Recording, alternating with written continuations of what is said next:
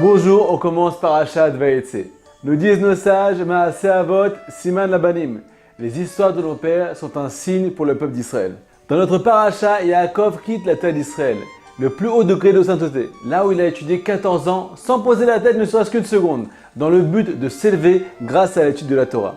Maintenant, il doit se diriger vers la maison de Lavan, le Yetzirah, en personne. À ce moment-là, nous dit le Passouk, Vaïvga Bamakom.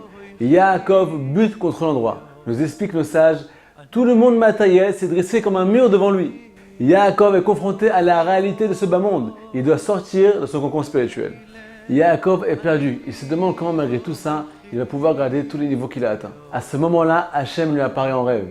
Dans ce rêve se trouve une échelle qui a les pieds ancrés dans la terre et sa tête atteint le ciel. La terre qui, selon les livres saints, fait référence à la matérialité et le ciel à la spiritualité. Hachem vient enseigner à Yaakov que peu importe les situations, peu importe le niveau spirituel dans lequel on se trouve, si on dirige nos yeux et notre cœur vers le ciel, si on se met à désirer la spiritualité, rien ne pourra nous éloigner. Car le désir a pour capacité de briser toutes les distances. Nous dit la demande de Sonim, c'est ce qu'on voit dans la suite des psukim. Hachem dit à Yaakov, je serai avec toi dans tous les endroits où tu iras, et je te ramènerai en terre d'Israël. Ve'ine malachei Elokim olim veyordim bo. Voici que les anges montaient et descendaient l'échelle.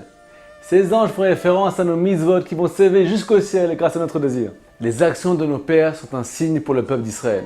Il faut savoir que dans la vie d'un juif, il y a des moments où on se retrouve en terre d'Israël, dans la plus grande sainteté, la plus grande proximité, et d'autres où on se retrouvera dans la maison de Lavan, chez le Yetzirah. Nous dit le Baal Shem Tov, là où un homme pense, c'est là où il se situe. S'il continue à garder les yeux au ciel, malgré tout, c'est là qu'il atteindra les plus hauts niveaux spirituels. Shabbat Shalom.